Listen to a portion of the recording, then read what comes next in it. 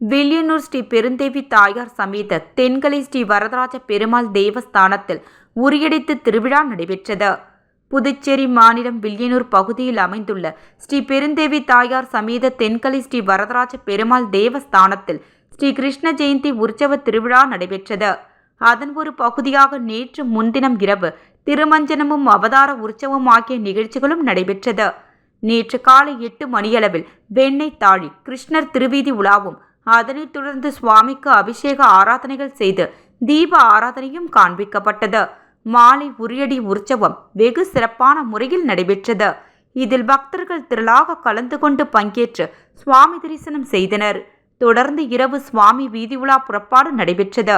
மேலும் கிருஷ்ண ஜெயந்தி உற்சவத்தினை முன்னிட்டு தினம்தோறும் காலை திருமஞ்சனமும் இரவு 7 மணியளவில் சுவாமி உட்புறப்பாடும் நடைபெறுகிறது.